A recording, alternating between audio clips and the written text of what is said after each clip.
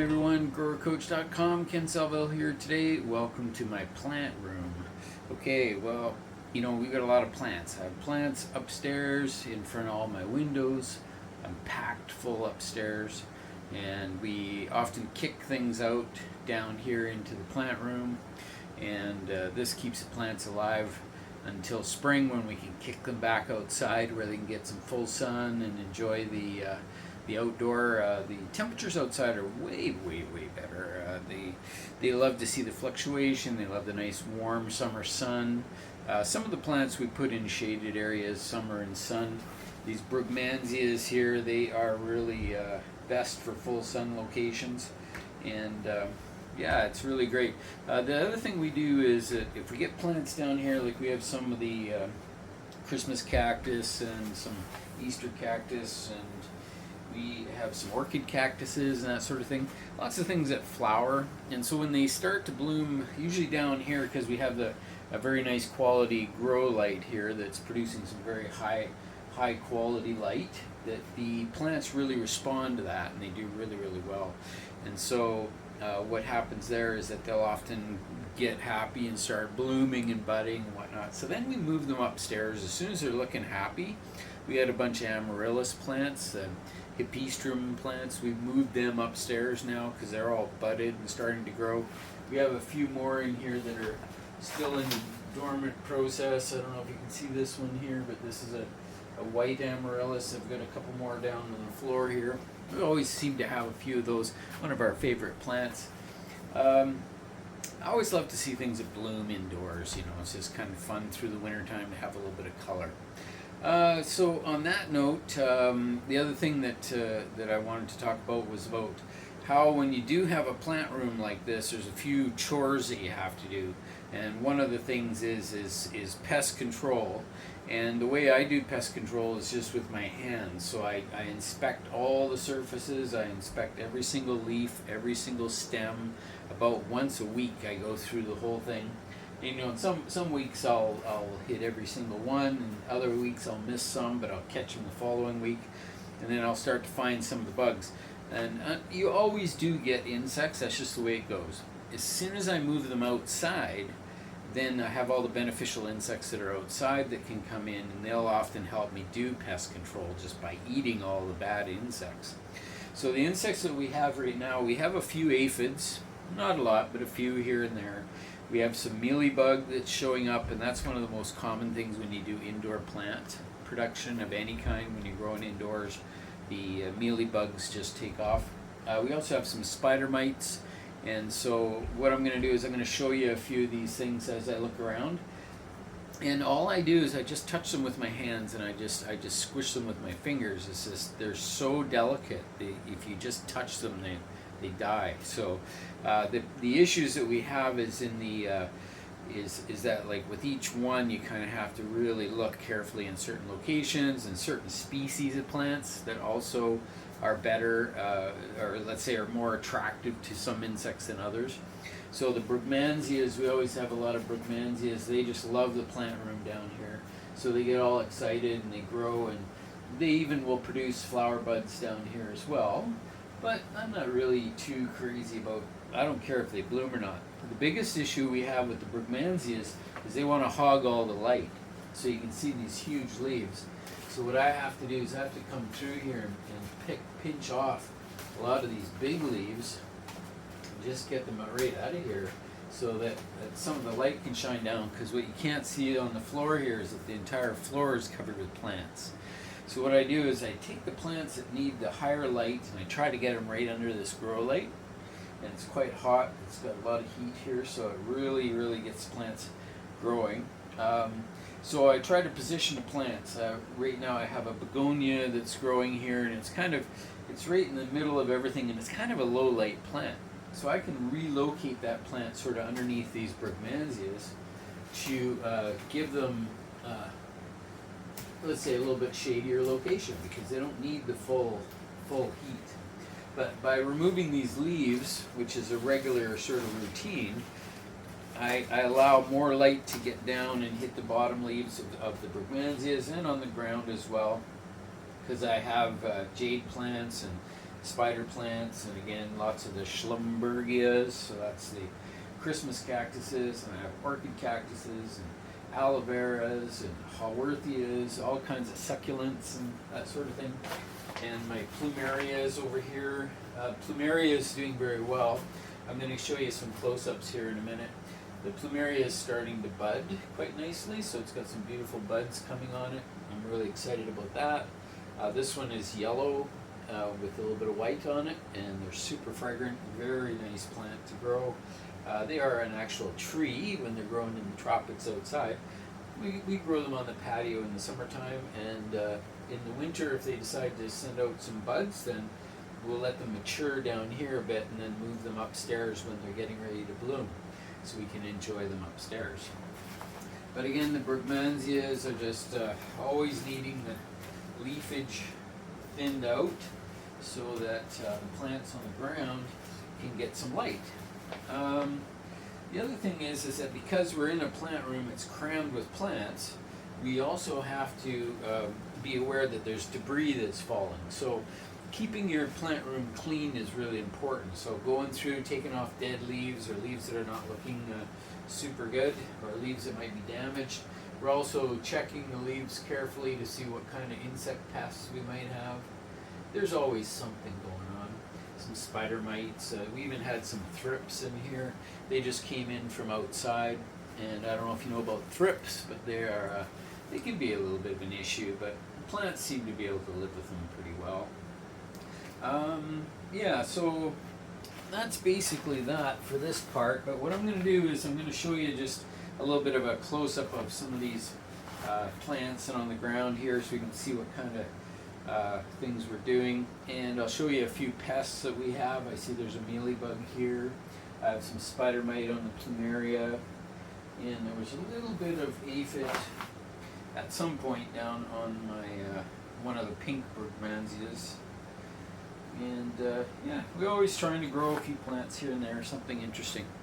So anyway, I'll just do a little zoom up and we'll continue on. Alrighty, so we're just getting a little bit closer here and having a look at a few things. So down below I have we always take a few cuttings from our golden sweet potato vine that we'll be putting outside. And we have some of the Tradescantias, variegated Tradescantias there. This is a Senecio. This is Senecio cylindrica. Very nice plant. Again, the Brugmansias. These guys, you can see the little marks on the leaves here. These are caused by some thrips that are around.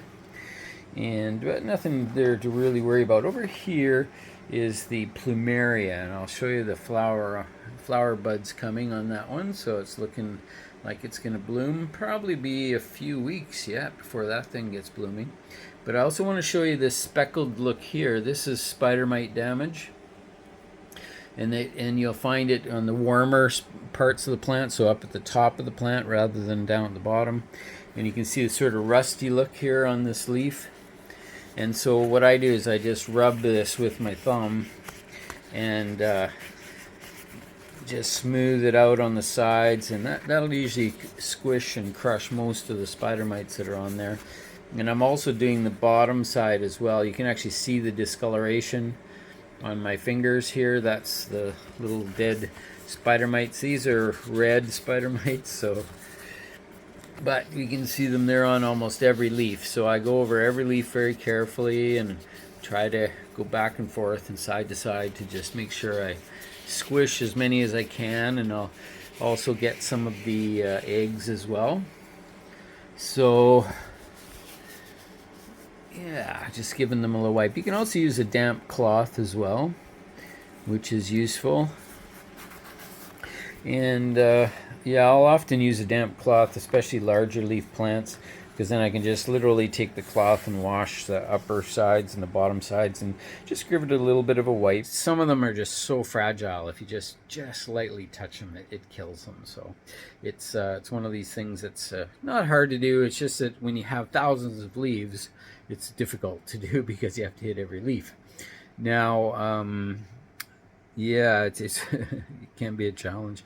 But bigger leaves are easier than small leaves, so that's the way that goes for sure. Just wanted to point out, I've got my, in the background, I don't know if you can see this, but this is my my Bocarnia recurvata, which is the ponytail palm or bottle palm, whatever you want to call them. It's Bocarnia.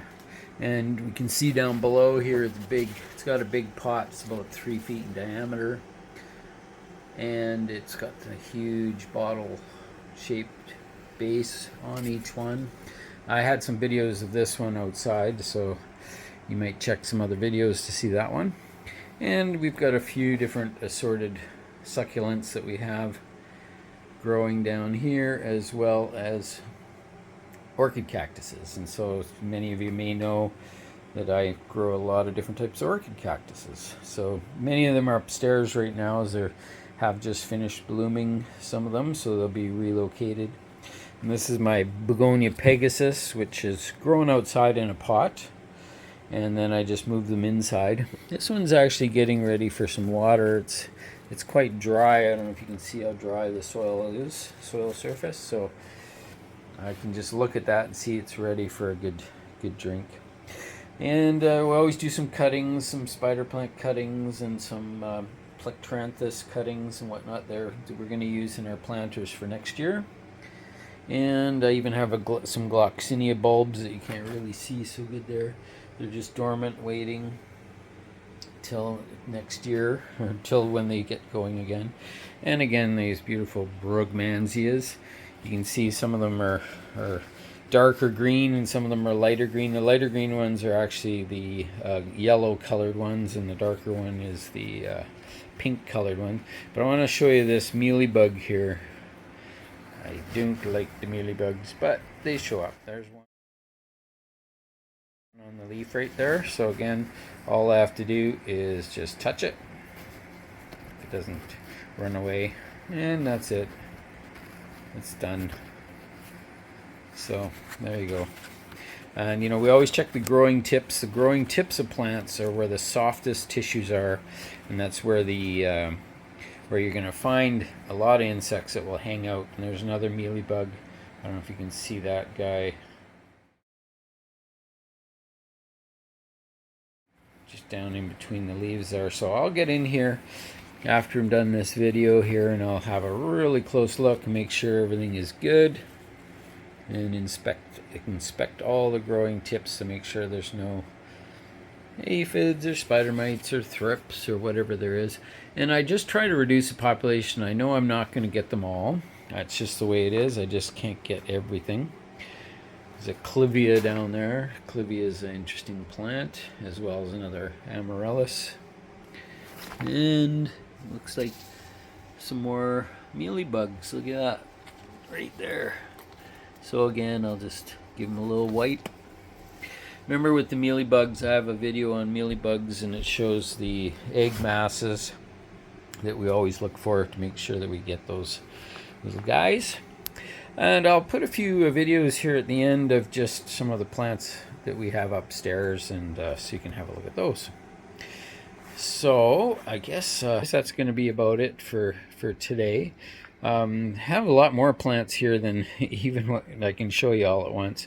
But anyway, that's the way it goes. There's lots of videos to come down the tubes here over the winter time, and we'll be able to show you a little bit more about the grow lights. The one's just directly behind my head right now, and you can see how bright it is. I have to wear my hat. When you have a really good quality grow light, it actually emits actual UVs, and it's something you have to protect your skin from, so you should be wearing sunscreen, wear a hat, wear sunglasses, and just make sure you don't look at it, because these are real. This is like literally like looking at the sun. So unlike well, I imagine some LEDs are similar to that. I'm not really too sure on that one, but this is what we call high pressure sodium, and these are really good bulbs. They're not expensive. I think this setup here costs somewhere around maybe $250, something like that per fixture. Includes timers and everything that you need, and bulbs and everything. So yeah, anyway, it's always fun to have a little grow room going, and just to keep the plants happy until we can kick them out in the spring. Anyway, thanks very much for tuning in today. I really do appreciate that. Don't forget to subscribe and to comment if you have any comments on what we have here. If you have questions, I'll be glad to answer those for you. And yeah, we'll hopefully see you again very soon. So have a good day. Bye for now.